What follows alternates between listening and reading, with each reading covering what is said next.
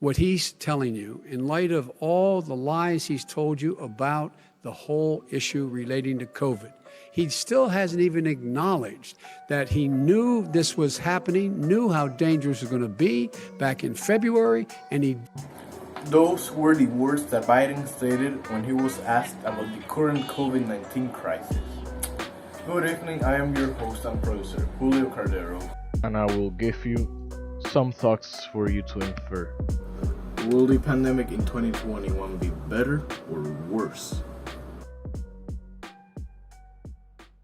This is Senator Jian Shaheen speaking of the bad things that the pandemic has done so far. Our transportation networks, from buses to airplanes, have been forced to lay off staff, cut routes, and in some cases just discontinue service altogether. American families are going hungry. We've all seen the long lines on news at night showing the number of people waiting to get food from food banks. Too many people are facing homelessness. In New Hampshire, this clip of Shaheen shows some of the problems that many have faced during the pandemic. During the crisis, there have also been vast amounts of people unemployed due to job restrictions and the economy falling behind. Schools, job meetings, and other important meetups had to be held virtually, and many still are. Although restrictions may be much softer now on what can and can't be done, it does not mean the virus spreads any slower. In fact, the virus will keep on spreading more and more if people decide to get close together. The virus has already made thousands upon millions of people suffer through loss of relatives, and people got infected as well, giving them extreme symptoms and to the point of death. And if this continues, hospitals will already be more packed with people than they already are. Results of the COVID-19 vaccine trials are starting to come in. Vaccine doses directly to those farms. Process here of these vaccines in getting vaccines quicker.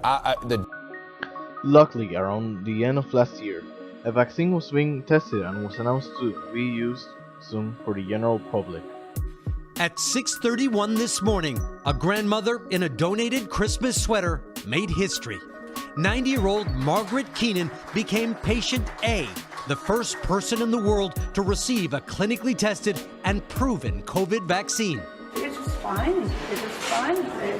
I wasn't nervous at all. And currently, the vaccine has been getting distributed worldwide. Third-age individuals are already undergoing their phase of vaccination. And this should continue as of now, until most people have been successfully vaccinated. However, we must still make an effort to stop COVID-19 as soon as possible.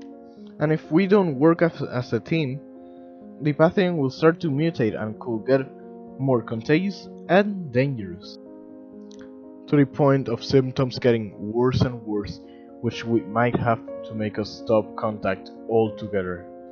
But hopefully this doesn't happen with the Biden administration in place, which could fix the problems that Trump had made during 2020 when he had to handle the pandemic. Name of your college. You didn't go to Delaware State. You graduated either the lowest or almost the lowest in your class. Don't ever use the word smart with me. Don't ever use that word. Oh, give me a break. Because you know what? There's nothing smart about you, Joe. 47 years you've done nothing. Let's have this debate. And if you would have had, let me just tell you something, Joe. No, if you would have had the charge of what I was put through, I had to close the greatest economy in the history of our country. And by the way, now it's being built again. See, and it's We're going to going get up to the fast. economy in the next segment, sir. Okay. It's going. Trump did not handle the pandemic as well as he makes it out to be. Hundreds of thousands have died, hospitals have been packed full, and many suffered with symptoms. While Trump hit away with the best quality healthcare in the country, with many people suffering, Trump had allowed states to not have such strong policies, and some even started to experiment with them. This went pretty badly, and some states had many issues which ended up in situations such as Sweden's herd immunity or the high number of cases in New York. This January, we should be able to get a better administration and finally be able to put an end to the COVID-19 crisis by implementing new policies that will help healthcare and enforce safety. But at the end of the day, we must cooperate as well in this to make 2021 a much better year. Now, a question I want you to reflect on. How has the pandemic affected you?